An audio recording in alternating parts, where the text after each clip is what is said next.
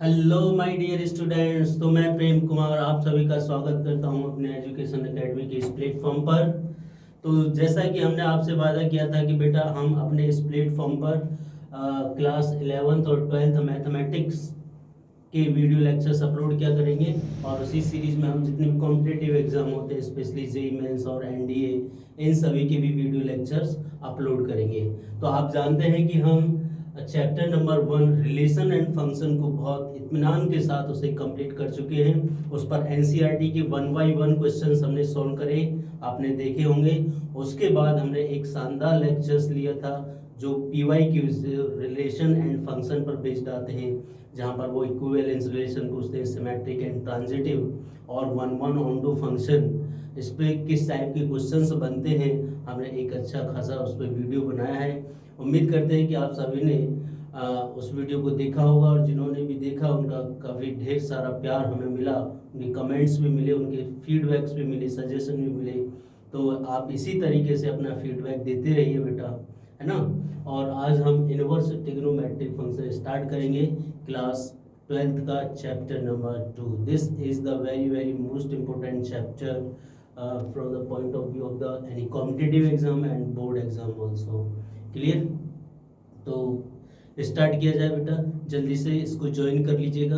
और पहले हम ऐसे ही एनसीईआरटी को कवर करेंगे, फिर एक बड़ा सा वीडियो जिसमें हम पीवाई क्यूज लेते हैं, फिर वो हम उसमें बनाएंगे। ठीक है बेटा? Any issue? आगे बढ़े बच्चों, जल्दी से ज्वाइन कर लीजिए बेटा, जल्दी से ज्वाइन कर लीजिए, फिर स्टार्ट करते हैं। यस सर, स्टार्ट कर दीजिएगा। कर दे बेटा? चलिए ठीक है। तो आज हमारा फर्स्ट लेक्चर है इनवर्स ट्रिग्नोमेट्रिक फंक्शन पर। Inverse trigonometric function chapter number 2 lecture number first. बात समझ में आ रही है बेटा? ठीक है, चलिए आगे बढ़ते हैं। तो आज क्योंकि ये फर्स्ट लेक्चर है, तो हम सबसे पहले बेसिक कॉन्सेप्ट सीखेंगे, है ना। ट्रिग्नोमेट्रिक फंक्शन क्या होते हैं, और उनके बेसिकली हम सीखेंगे उनके डोमेन और रेंज क्या होते हैं, ना।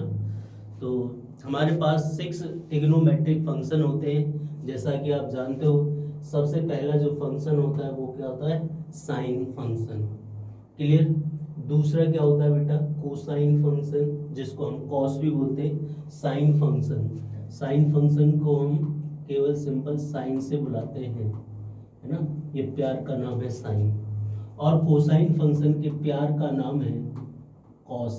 जैसे है, जैसे किसी का नाम क्या है? मीरा। मान लीजिए किसी का नाम मीरा है, तो उसको क्या मीरू, है ना। तो इस तरीके से ये कोसाइन है, लेकिन हम इसको क्या बुलाते हैं? कॉस। टेंजेंट, जिसको हम टेन ही कहते हैं, इसके प्यार का नाम कहते हैं ना, घर का नाम बता, आपने घर का नाम मोन्टू सोन्टू, तो ये वही है। कॉटजेंट फंक्शन, जिसके घर का नाम है कॉट फंक्शन। सीकेंट फंक्शन, जिसके घर का नाम है सेक फंक्शन, और इनके घर का नाम है कोसेक फंक्शन, जिसको हम कोसिकेंट फंक्शन बोलते हैं। ये सीकेंट फंक्शन है, ये टेंजेंट फंक्शन है, कॉटजेंट और ये टेंजेंट, लाइक दैट। बात समझ में आ रहे हैं? हमारे पास ये 6 ट्रिग्नोमेट्रिक फंक्शन होते हैं, और ये फिर उनके इनवर्स रिलेशन होते हैं। ठीक है, तो इस तरीके से 6 हमारे पास ट्रिग्नोमेट्रिक फंक्शन होते हैं। बात समझ में आ रही है बेटा? बात समझ में आ रही है तो बोलिए हाँ। ठीक है, ओके।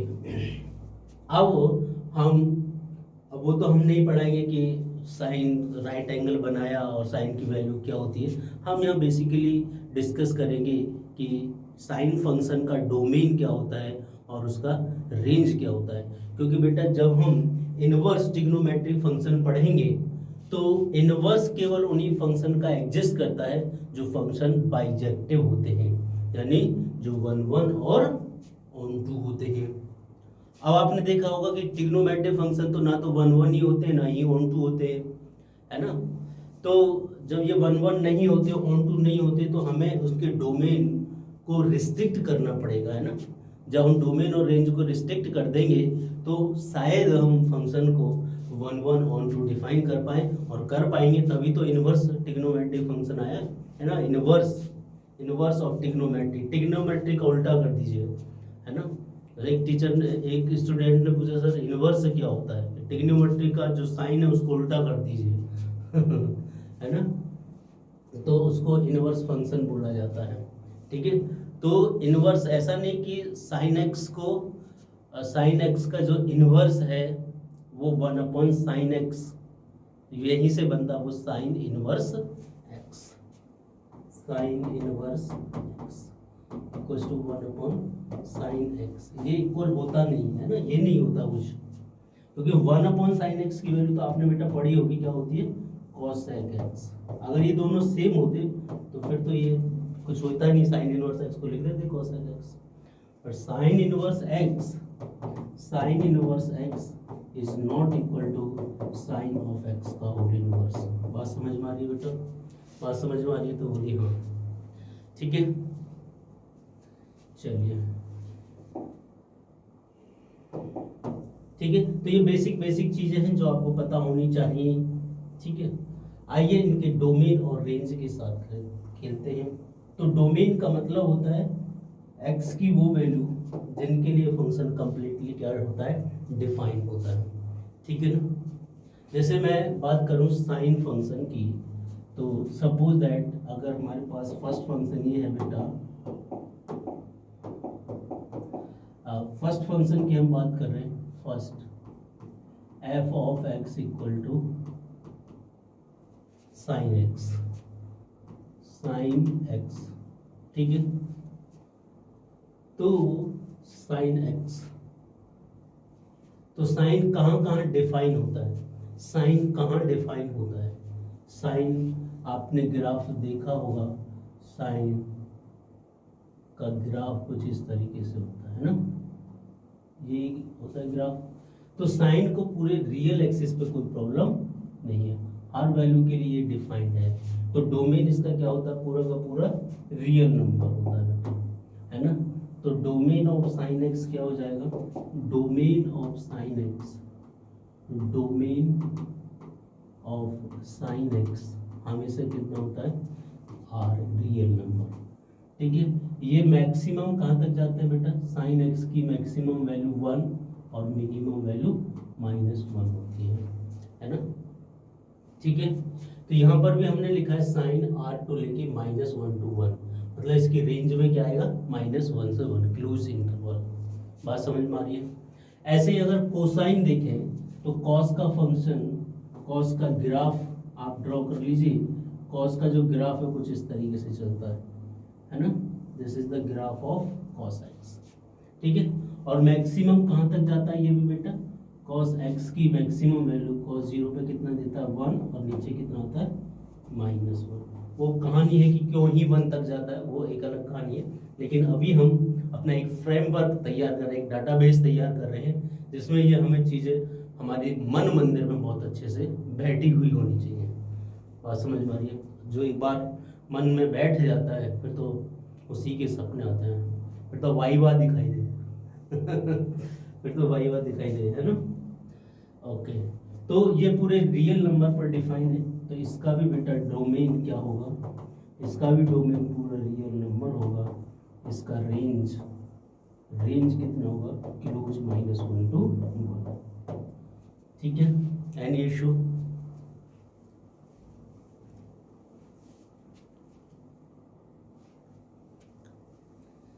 ठीक है बेटा, मजा आ रहा है। चलिए आगे के फंक्शंस की बात करते हैं कि उसका डोमेन और रेंज कैसे हम निकालते हैं। ठीक है, चलिए अगर इनके डोमेन और रेंज की बात करें, हम डोमेन और रेंज की बात करें, तो हमने अभी डोमेन और रेंज सीखा साइन फंक्शन और कोसाइन फंक्शन का। डोमेन का मतलब होता है कि x की वैल्यूज कहाँ से कहाँ तक वेरी कर सकती हैं, और रेंज का मतलब होता है कि y की वैल्यूज कहाँ से कहाँ तक वेरी कर सकती है, that is the simple meaning. अब बात करते हैं टेंजेंट का डोमेन निकालना, ये थोड़ा सीखते हैं हम। टेंजेंट का डोमेन, अगर मान लीजिए f ऑफ x क्या है आपके पास, 10x, क्या है बेटा 10x, थोड़ा सही से लिख देते हैं इसको,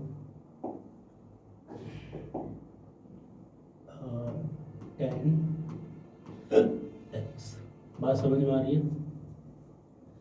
तो tan x को हम क्या लिख सकते हैं? f of x equal to sine x upon cos x लिख सकते हैं या नहीं? है ना बेटा, लिख सकते हैं, क्योंकि tan x क्या होता है? Sign x upon cos x. बचपन में मैडम ने पढ़ाया होगा 10th क्लास में कि tan x की वैल्यू क्या होती है? Sign x upon cos x. तो बेटा जब भी हम डोमेन अगर डिफाइन करते हैं तो हम कहते हैं कि डोमेन का मतलब होता है कि जहां जहां फंक्शन x की वो वैल्यू, जहां जहां फंक्शन कंप्लीटली डिफाइंड हो।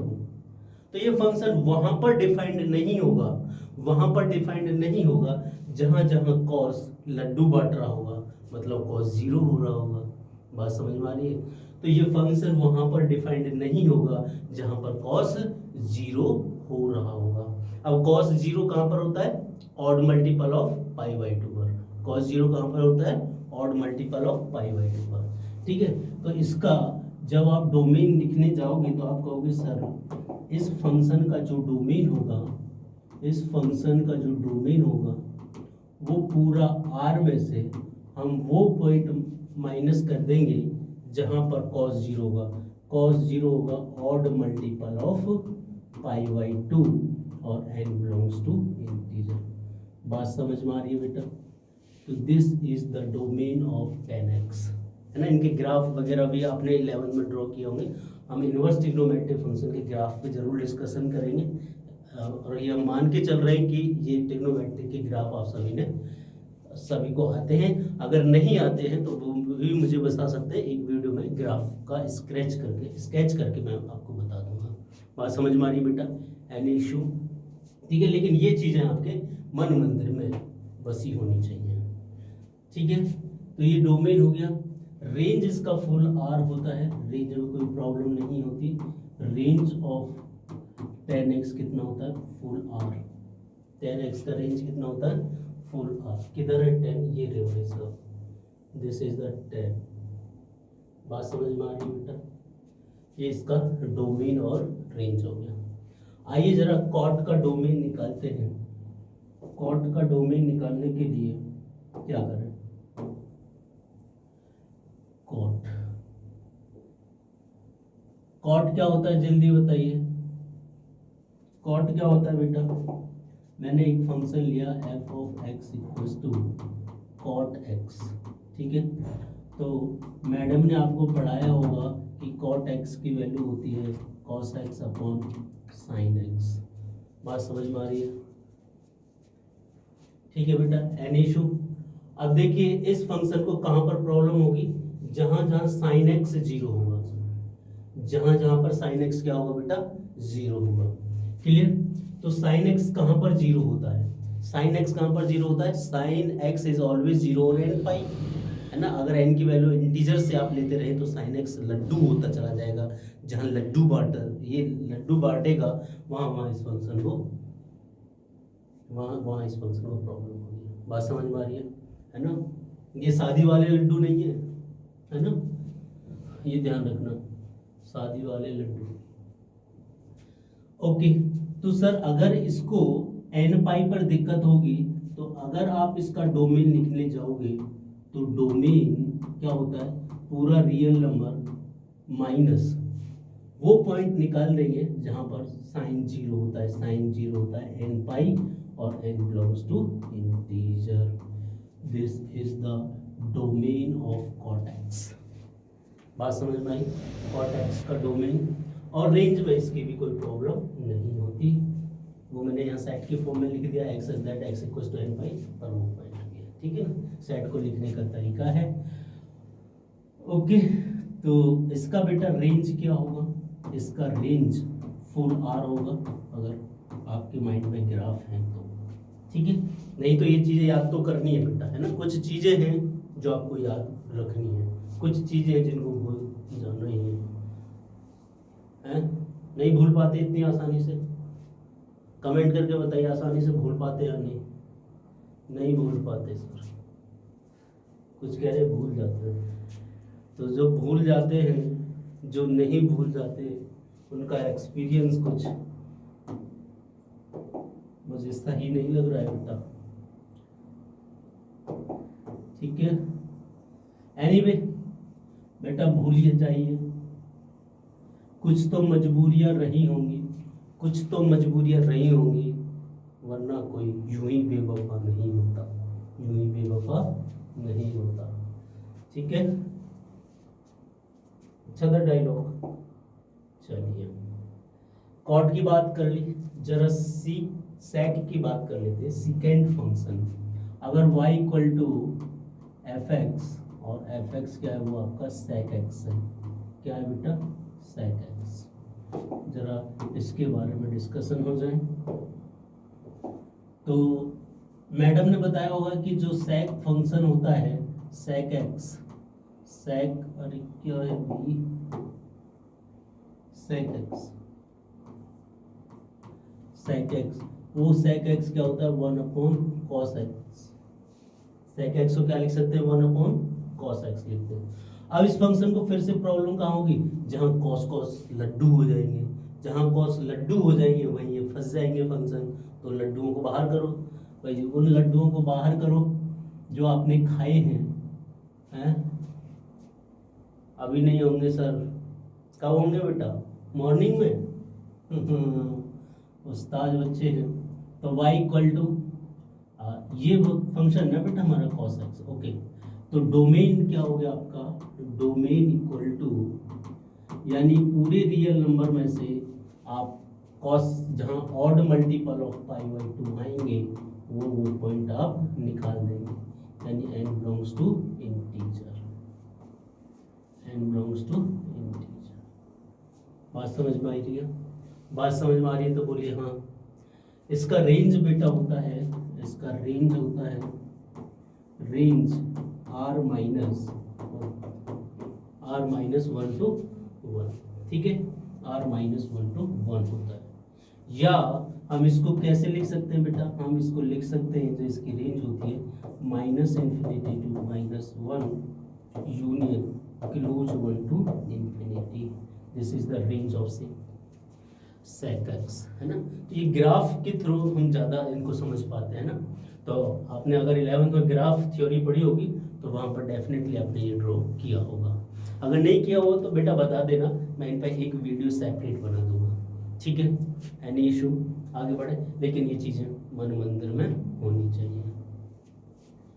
Last cosec function, cosec function का बताइए जल्दी। अब तो आपको आइडिया होगा कि हम कैसे डोमेन निकाल रहे हैं, एटलीस्ट डोमेन का तो पता ही चल गया होगा, क्योंकि रेंज का तो हो सकता है अभी आप ग्राफ से समझ पाओ, लेकिन डोमेन आप जरूर समझ गए होंगे ना बेटा। रेंज ये होता, अभी मान लो कि वो है, मान लो कि वो है, ठीक है, समझते रहेंगे बाद में, ठीक है, हाँ। चलिए, तो cosec function y equal to क्या है, कोसेक x। तो मैडम ने बचपन में पढ़ाया होगा कि कोसेक x क्या होता है, 1/sin x, यही होता है। अब इसको कहाँ प्रॉब्लम होगी, जहाँ जहाँ sin x 0 होगा। अरे अरे आप कहाँ भाग रहे हो भाई, sin x के पास लड्डू खाने के लिए नहीं, और कहाँ। तो ये फंक्शन वहाँ प्रॉब्लम होगा जहाँ sin x 0 होगा। तो ये sin x 0 होगा, तो इसका डोमेन जब आप लिखने जाओगे तो सर पूरे रियल नंबर में से आप वो पॉइंट निकाल दीजिए जहाँ साइन लड्डू बांट रहा होगा, जहाँ साइन लड्डू बांट रहा होगा उसको हटा दीजिए। तो domain r minus n pi और n belongs to integer, this is the domain. बात समझ में आ रही? इसकी रेंज बेटा, इसकी रेंज की अगर हम बात करें, अगर रेंज की बात करें तो रेंज क्या हो जाएगा आपका, रेंज सेम होता है r माइनस 1 to 1, ठीक है, और इसको लिख सकते हैं -∞ to -1 यूनियन 1 to ∞। बात समझ में आ रही है? दिस इज द रेंज, ठीक है बेटा, समझ आया? तो यहाँ पर हमने बेसिक ट्रिग्नोमेट्री फंक्शन के डोमेन और रेंज कैसे डिफाइन करते हैं, है ना, उस पर हमने चर्चा किया, ठीक है। आई होप आपको समझ में आ गया होगा। ठीक है, अगर नहीं भी समझ में आया हुआ है बेटा, कुछ मुझे पता है टॉपिक आपको रेंज वगैरह में कुछ प्रॉब्लम हो रही होगी, तो वो ग्राफ के थ्रू क्लियर हो जाएगा। तो सर एक वीडियो में आप ग्राफ भी डिस्कस करा देना। ओके बेटा, डन। ठीक है, तो तब तक के लिए आप थोड़ा सा पेशेंस बना के रखिएगा। जब हम ग्राफ इसके ड्रॉ करना सिखाएंगे तब आपको ये पूरा रेंज दिखने लगेगा, आंखों में नाचने लगेगा। ये हमारी गारंटी है, ये हमारी गारंटी है। बात समझ में आई बेटा? नेक्स्ट टॉपिक है हमारा inverse trigonometric function. Inverse trigonometric function, ठीक है, जो हमारा टॉपिक है इनवर्स ट्रिग्नोमेट्रिक फंक्शन। देख लेते हैं क्या होता है। Inverse trigonometric function are mathematical functions that help us to find the angle whose trigonometric function is sine, cosine, tangent, etc. is a given value, है ना? whose trigonometric function is a given value। तो basically inverse trigonometric function की help से sir करते क्या है? Inverse trigonometric function की help से हम एंगल पता करते हैं, है ना? क्या पता करना होता है हमें? एंगल के बारे में पता करना होता है। जैसे कहते हैं ना, उसको पता करना भाई, वो कहाँ बैठती है, कहाँ उठती है, किससे ज़्यादा बातें करती है ना? ऐसे होता है ना स्कूलों में भी वगैरह में भी। उसका यार थोड़ा सा ध्यान रखना, देख के बताइए, है ना? फिर मैसेज करेंगे, मतलब बहुत पूरा ब्रेन 4G वाला पूरा ब्रेन यूज कर लेते हैं बच्चे, है ना? तो वहाँ पर हम किसी का बिहेवियर पता करते हैं, पता करने की कोशिश करते हैं। तो ऐसे यहाँ पर इनवर्स ट्रिग्नोमेट्रिक में इनवर्स ट्रिग्नोमेट्रिक फंक्शन की हेल्प से हम एंगल पता करने की कोशिश करते हैं, या दुश्मन कहाँ पर छिपा है ना? जैसे आजकल वॉर चल रहा है, हम ये वीडियो शूट कर रहे हैं, तब तक अभी भी वॉर पाकिस्तान और इंडिया के बीच में चल ही रहा है ना? तो वहाँ पर वो क्या सर्च ऑपरेशन चला रहे हैं, दुश्मन को पता कर रहे हैं। तो वहाँ दुश्मन को पता कर रहे हैं, उसके लिए वो ऑपरेशन कर रहे हैं। हमें यहाँ एंगल पता करना है, उसके लिए हमें कुछ ऑपरेशन करना है। उस ऑपरेशन का ही नाम है इनवर्स ट्रिग्नोमेट्रिक फंक्शन। मज़ा आया तो बेटा लाइक कर दीजिए। यस सर, मज़ा आ गया, बहुत बढ़िया बेटा। सभी बच्चों को समझ में आ रहा है? सभी बच्चों को समझ में आ रहा है कि इनवर्स ट्रिग्नोमेट्रिक फंक्शन में हम क्या करते हैं? एंगल पता करते हैं।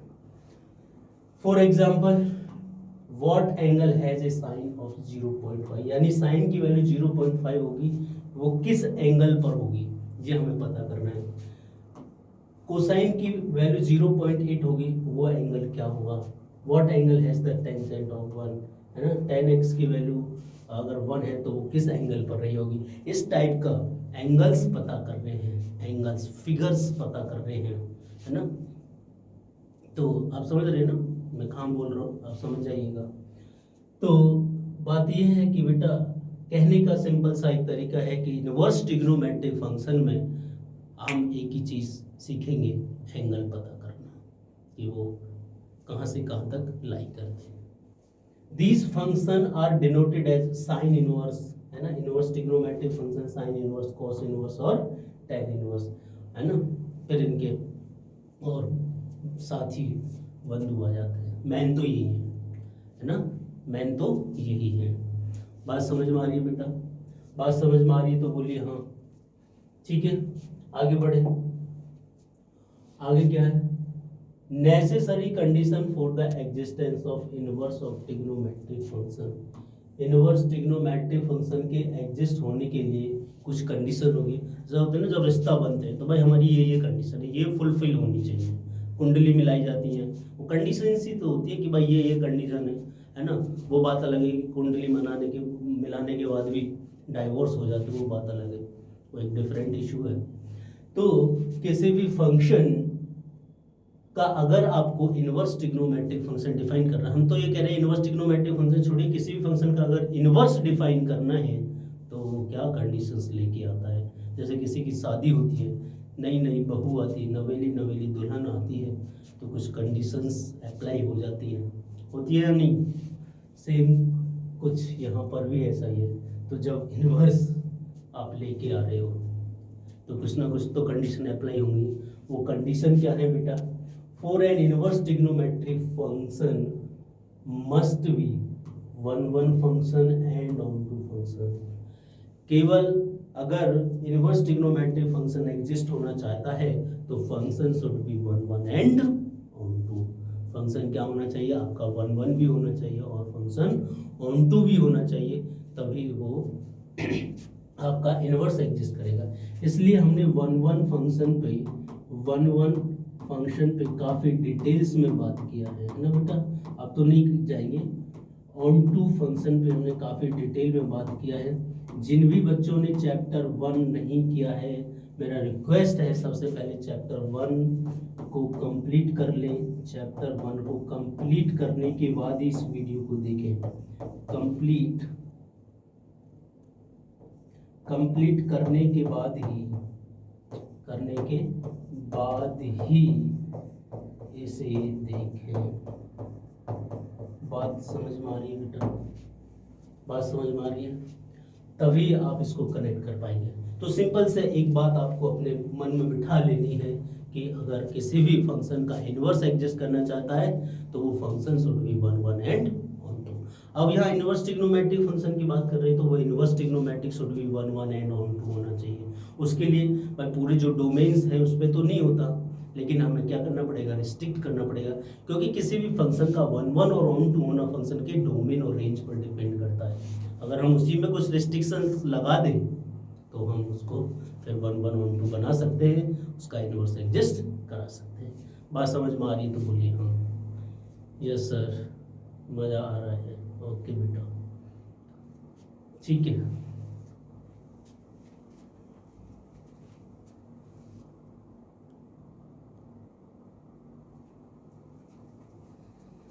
क्लियर, आगे बढ़े। चलिए, ये रहा the table of inverse trigonometric function, the principal branch है ना, principal value branch along with their domain and range.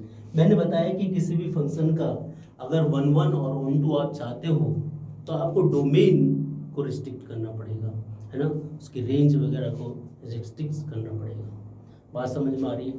तो बेटा अगर हम यहाँ पर देखें तो अभी हम इस टेबल को समझेंगे, इसका ओवरव्यू लेंगे। जब हम इसके ग्राफ्स ड्रॉ करेंगे उस ग्राफ में हम इसको समझ पाएंगे अच्छे से।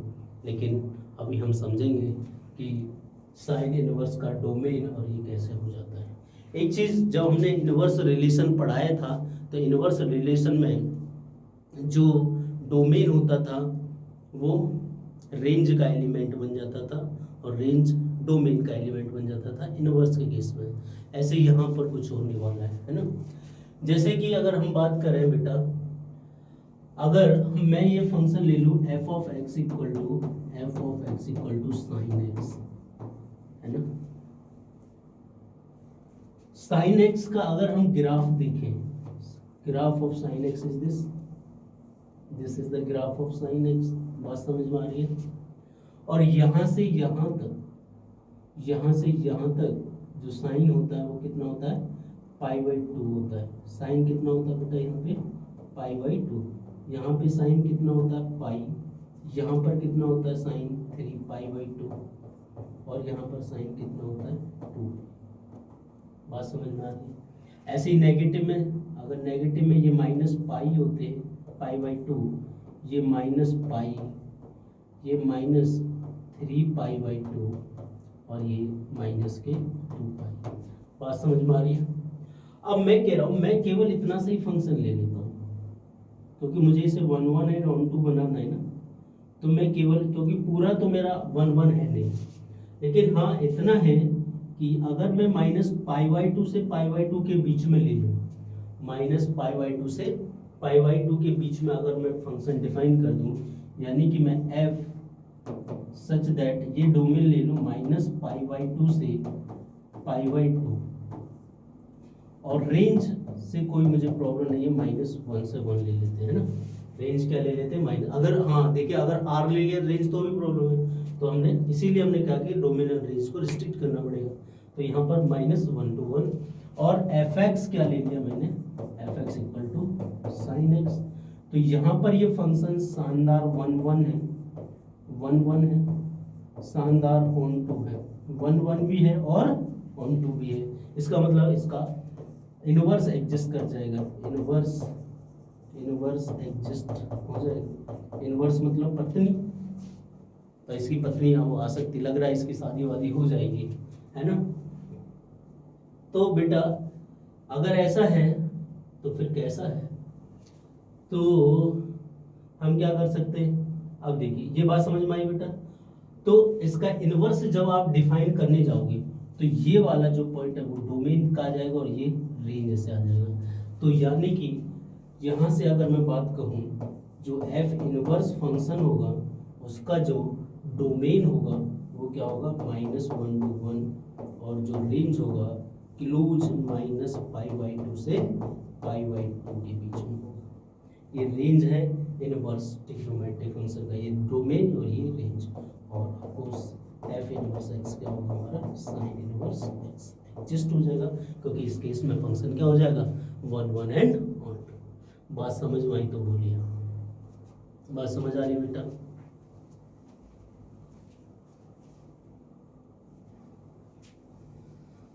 बात समझ में आ रही है, ऐसी कलाकारी समझ में आ रही है, क्यों इसके पीछे का लॉजिक है। फिर भी मैंने, क्योंकि इस चीज़ को ग्राफ से ही समझ सकता है ना बेटा, इसलिए ग्राफ मुझे अभी कुछ बताने पड़े।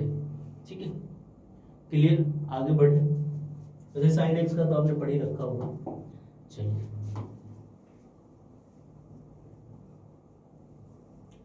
नेक्स्ट कॉस इनवर्स का देखिए बेटा। कॉस इनवर्स का अगर हम देखें,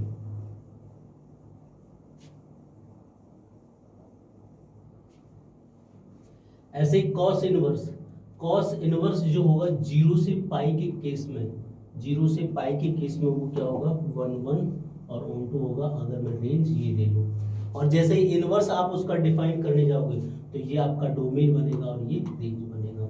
मैंने बताया टेबल आपके मन मंदिर में होनी चाहिए। ऐसे ही अगर मैं यहाँ से -π/2 और π/2, अगर कॉसेक इनवर्स की बात करूँ तो कॉसेक इनवर्स में क्या होता है, -π/2। देखिए कॉसेक इनवर्स क्या होता है, 1/cos x, लिख सकते हैं इसको थोड़ी देर के लिए, है ना। कॉसेक इनवर्स को मान लीजिए कि वो क्या होता है, 1/cos x। ठीक है, तो cos x को कहाँ दिक्कत होगी,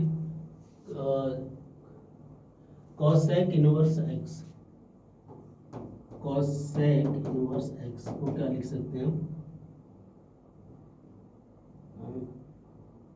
1/cos, क्या लिख सकते हैं, cosec इनवर्स x को 1/cosec x, cosec x लिख सकते हैं।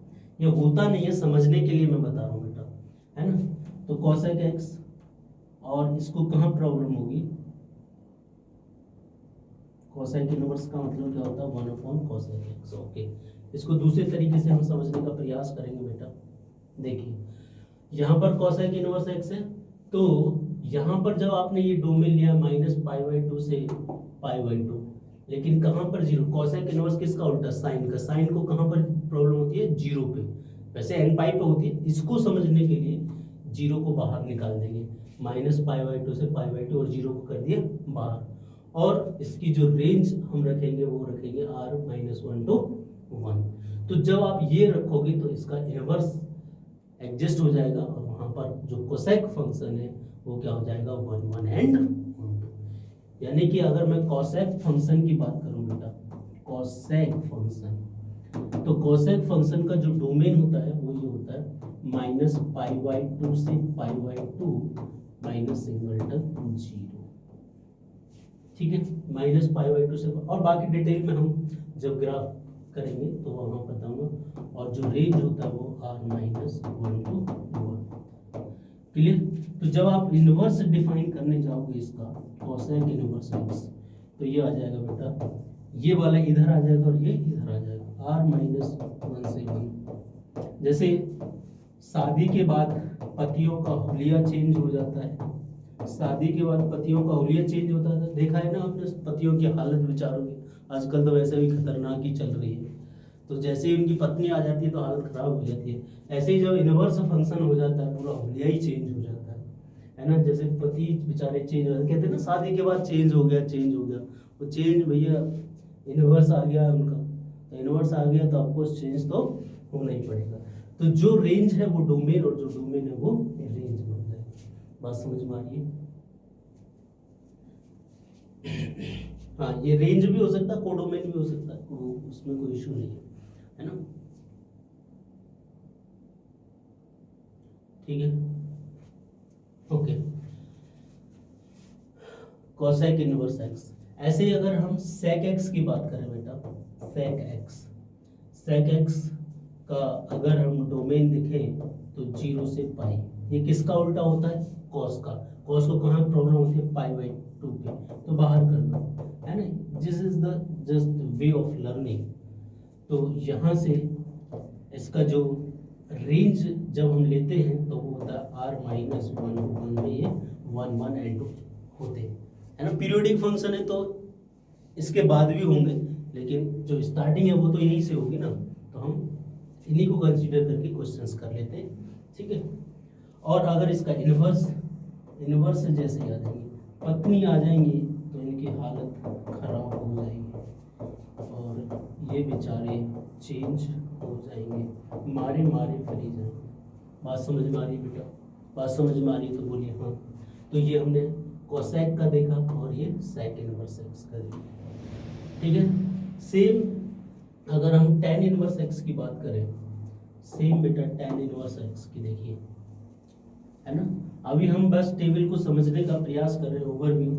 बाकी पूरा जो डिस्कशन जो ये मन मंदिर में बैठते हैं वो तो ग्राफ के थ्रू ही बैठते हैं, ठीक है? तो आगे डिस्कशन करते हैं। नेक्स्ट वीडियो में हम डिस्कस करेंगे प्रिंसिपल वैल्यू, प्रिंसिपल ब्रांच क्या होती है, ये सब कुछ, ठीक है? तो आप देखिए tan x कहाँ पर 1 1 और 1 2 होता है।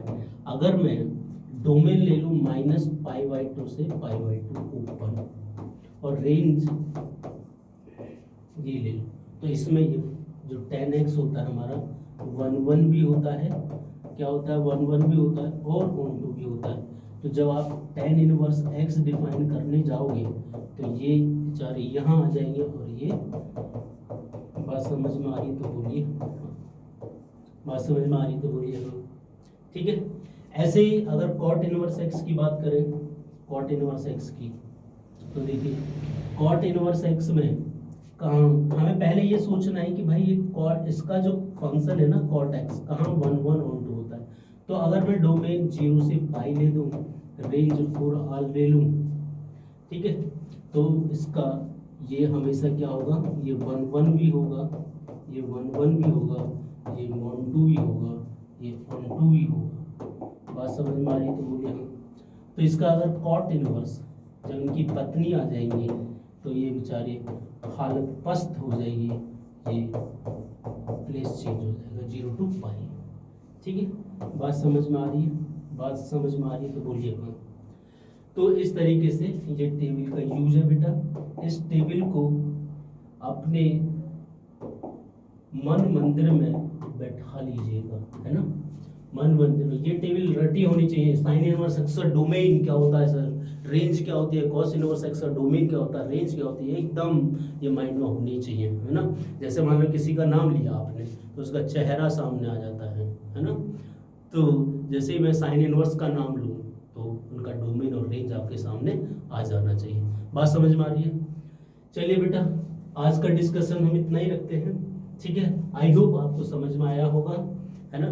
क्योंकि थोड़ा सा लिटिल बिट थोड़ा सा इसे समझने में स्टूडेंट्स को प्रॉब्लम होती है, but don't worry, have some patience, और स्टेप बाय स्टेप हम जब आगे बढ़ेंगे तो हर एक चीज़ आपको समझ में आती चली जाएगी, ठीक है बेटा?